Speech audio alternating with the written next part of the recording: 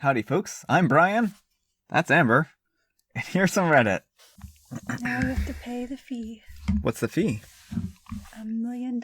$1 million? What do you think, folks? Do you think I have to pay $1 million because I drank some water? Yes, they do. They all agree with me.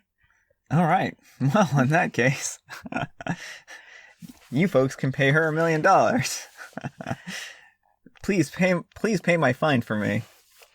Our first letter is titled, "Am I a jerk for walking out with my girls when my mother-in-law excluded them from a family photo? I'm a 36-year-old mother of 2 girls, 9 and 5.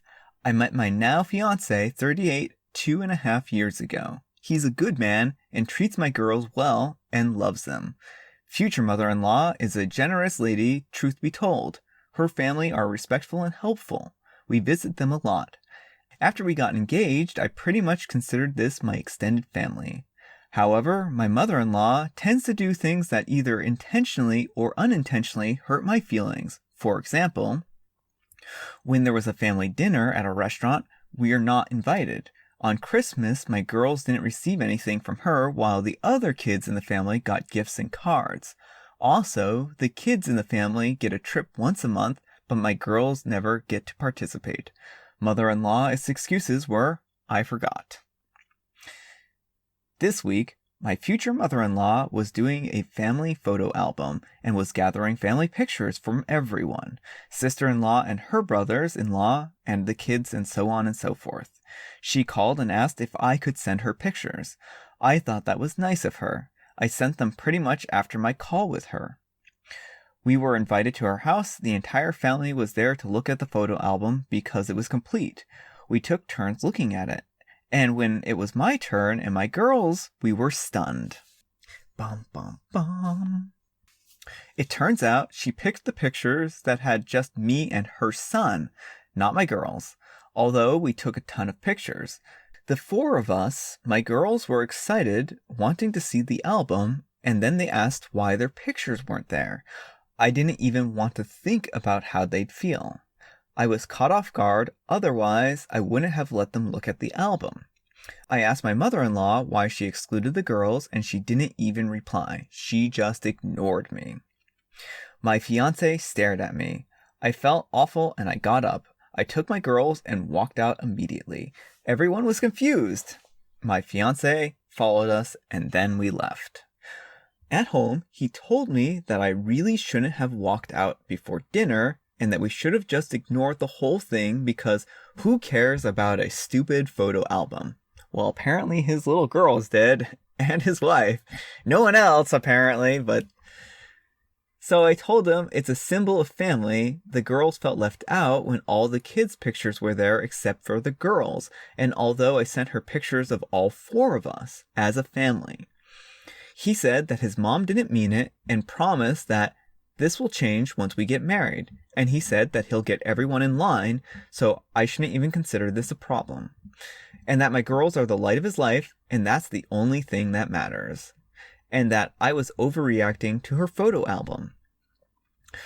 My mother-in-law called and was super upset, saying that me walking out like that was disrespectful to the entire family.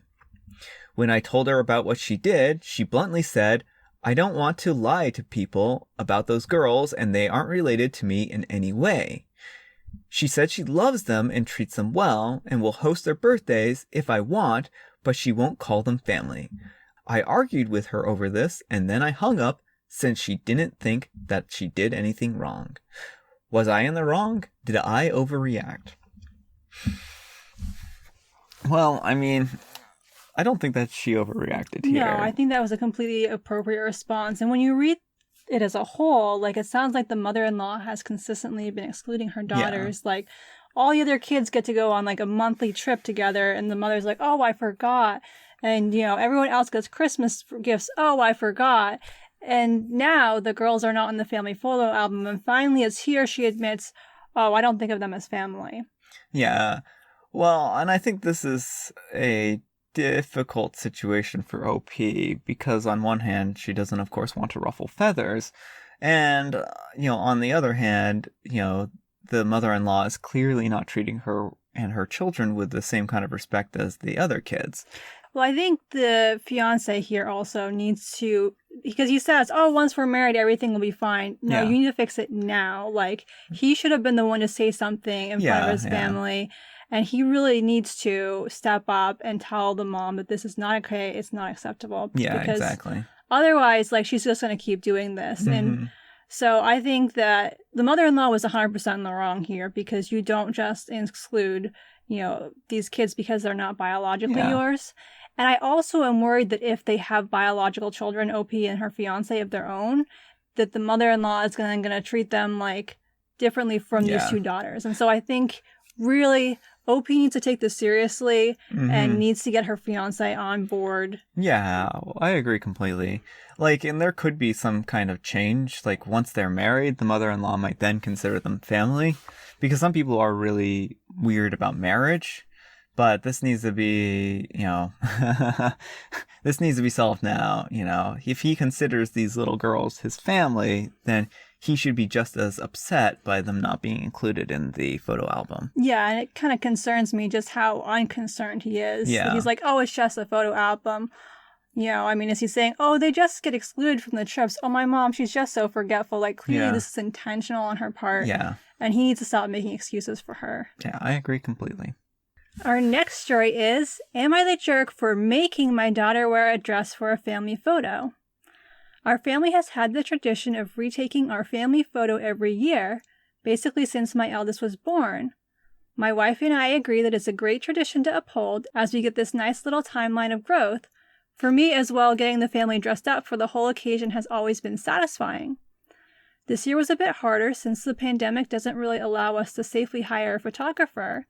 My wife even wanted to skip this year. I, however, insisted on upholding the tradition. So I bought a fancy camera myself and set up a spot in the house just to take the picture. It's all a tough road of learning. I taught myself how to use the camera and downloaded a photo editor and everything, but the day I marked to take the photo comes. Lo and behold, my youngest daughter has a problem. She doesn't want to wear her dress. This is pretty irritating considering everything I had to do to set this up, and that her siblings were all ready. Still, I try to convince her by talking, playing around with her. Honestly, just some minor bribing, but nothing works. She just won't wear the dress. My wife says to just take the picture, but I refuse because, again, our youngest isn't dressed right for it. This mess went on for hours. I finally had enough of her disrespect. I pulled her to the side, looked her straight in the eye, and asked why she didn't want to wear the dress. She couldn't tell me anything more than she didn't want to. I told her she was holding the family hostage and that she's disappointing me, her mother, and her sisters right now by doing this, and that it was nonsensical to be this stubborn. Simply put, we would not be leaving until she put the dress on already. We did not return to the rest of the family until she put the dress on. A half an hour or more of setup, and the family photo was taken. Then my youngest starts bawling madly. Her big sisters take her aside and watch her, and my wife starts questioning me. I told her what I told our youngest. She calls me a jerk. I explained that I didn't really mean what I said to her. It was a scare tactic to get her to obey, akin to the boogeyman or the permanent frown.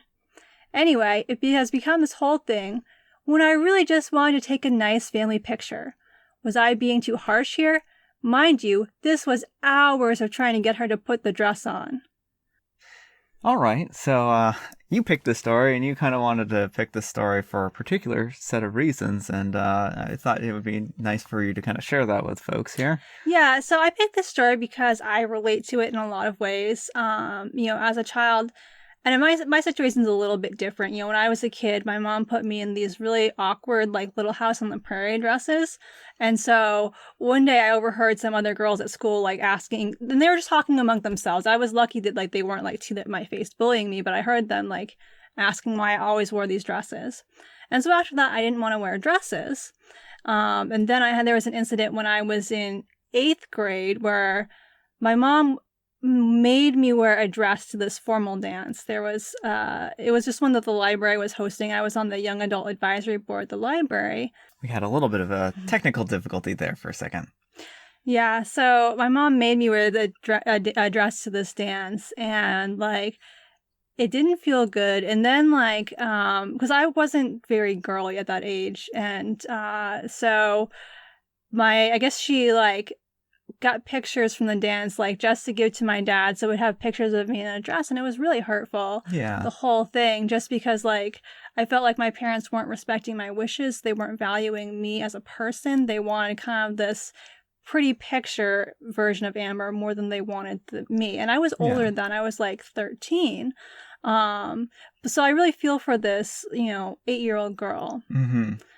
And I think respecting your kid's autonomy is really important, I mean, it sounds like she was clothed. It's not like she was running into the picture naked. Well, and that's just it. It's like, why did they need her to wear a dress? They could have had her wear just some nice clothes, too. Like, it just seems like if they really wanted the family picture that badly, why did they have to have her wear the specific outfit? Exactly. Like, the thing that matters is getting the family together and doing the photo. If one of your kids wants to wear something completely different from everyone else, just go with it. You're going to hopefully look back on that photo and think about how it was silly. So where were we in our train of thought? We were experiencing a lot of technical difficulties here. Well, I think we were talking about how, the key thing that matters here is the memories behind the photos. If one kid wants to wear something, even if it's a little weird, like, it may feel annoying in the moment, but hopefully you can look back at that photo and all laugh and be like, wasn't it so silly that Sarah wanted to wear a superhero costume? Yeah, exactly. I mean, the important thing is for people to actually enjoy themselves and the memories that are made. And you're just setting your child up to hate this tradition and potentially to hate certain articles of clothes. Like, I literally did not wear dresses for like years upon years upon years because of what my, family did to me. So, you're just really, it's a very hurtful thing to do to your child, and you may keep her from doing something that she would otherwise like. You're going to just potentially turn her off of it. Yeah, ruin or scar her completely. Well, thanks for sharing your experience there. Well, hopefully it's helpful to other people. Just don't do that to your kids. Don't let them wear what they want. Yeah, don't scar your kids. Isn't that just like one of those basic tenets of life? It should be. Don't do things that scar your children. All right, our next letter is titled, Will I Be a Jerk If I Got My Aunt a DNA Test for Christmas? So there's a rumor in my family that my great aunt and my grandmother don't share the same father for a variety of reasons, ranging from the obvious difference in height and the looks to fishy timing than when she was conceived. I really just want to confirm this for myself and a few family members that are also suspicious. To be honest, I have no clue if she suspects it herself, as we have never talked about it, but she is very much into genealogy. It actually surprises me that she hasn't done a test already. I have had a test done, and I would like to be able to confirm her biological parents due to my genetic relation to her. Will I be a jerk? Edit, point taken. I'll let the thought carry on in my brain.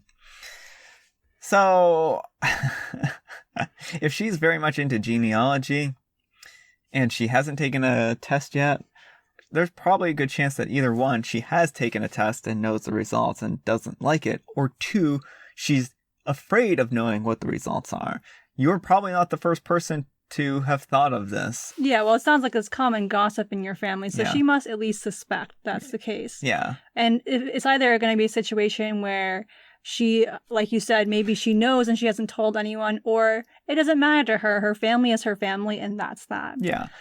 And if she's really into genealogy and she doesn't care about this, then, I mean, it probably means that it means more to her to trace the family tree and the roots that she feels part of than some random stranger that she's never met. Yeah. And it's not really the OP's business in the first place. Like, if the aunt wants to know her ancestry, she has every right to do it herself. Yeah. But, you don't just get to make someone take a DNA test to, like, confirm things for yourself and the family gossip. Yeah. So, and if she is into genealogy and this thought has somehow never crossed her mind, you also don't want to open that can of worms where she's traced this entire family tree and then finds out that it's not actually her family, because I have personal experience tracing Yeah. Brian's family tree. Well, yeah. So what happened with that is it turns out that my grandfather is probably adopted, or my great-grandfather. I don't remember which one it is, but one of them on my father's side is actually adopted. And so my last name is Toner, but I'm actually not related to Toners, essentially. Yeah. And so she had spent a long time helping me, and she had done a huge amount of work, basically like all the work for tracing the family tree on the Toner side. And she had done this really great job with putting it all together, only for my dad to be like, oh, hey, guess what? Turns out my dad was adopted or something like that. Yeah. So they might not want to go through that same pain. Yeah, so don't make anyone else do that. Our last story is, Am I the Jerk for Playing the Nintendo Switch Before Bed? The title basically says it all, but here's some backstory for y'all. I'm a 45-year-old male. My wife is a 43-year-old female. The other day, my wife tells me that I shouldn't be playing the Switch anymore because it's for children. I show her the game I'm playing, Stardew Valley, and how it has mature themes, combat, romance, etc., and she doesn't believe me. I personally would like to show her by playing a violent game such as Doom, but however, such things disturb me, excessive violence, gore, killing, etc. As an autistic man, Nintendo got me through some hard times as a kid, bullying and such other various events. I just want to play my game before bed, and I shouldn't be judged for that. Yeah. I agree 100%. So when we finished our PhDs, we finished them right around the same time. And what we decided to treat ourselves with was the Nintendo Switch. Well, we were also going into lockdown, too. That, too. Yeah, that factored into it. But it was kind of like, we justified it as, this is our graduation gift. Yeah. To ourselves. To ourselves. Yep. So, yeah, I mean, I think that people who make the argument that video games are just for kids are welcome to not play video games themselves, but they shouldn't try to force other people to not do things that they enjoy. Yeah. And I think the key to life is allow people to do what they enjoy and don't stop people from doing things that they enjoy. Like, in this particular case, what does it hurt for him to play his video games? Exactly. Well, that's it, exactly. And it doesn't matter if it seems childish to other people. Like, you know what I've played the most on my Switch? Pokemon Let's Go. Yeah. Like, and that's a game that people of all ages can enjoy. Very much kids can play it. So, you know, it's not highbrow intellectual, but not everything you do has to be. Yeah. Well, yeah, exactly. And I think that's one of the things that's been, you know, a hard realization growing up is that you actually don't have to give up all those childish things. If things make you happy, then keep doing them, you know, because a lot of times us as adults, we kind of like, I can't do this anymore. I'm all grown up. But guess what? You can. You can play Pokemon or video games or whatever. It's okay. There is no gatekeeper for adulthood. Exactly. So don't gatekeep adulthood, please. You're the adult. You get to make the rules. I'm the adult. I get to make the rules. Well, the rules are that we eat spinach and Brussels sprouts. No, you don't get to make those rules. You can make those rules for yourself. And no video games. Yeah, you can make that rule for yourself. All right, folks, that's all the time we have for today. Thanks so much for watching this video. If you enjoyed it, consider giving me a thumbs up. If you didn't, consider giving me a thumbs down. Also, sorry about all the technical difficulties. This might have some choppy video because we had technical difficulties. But thanks so much for watching. Thanks to Amber for joining me tonight. Thank you for having me. And we'll see you all tomorrow.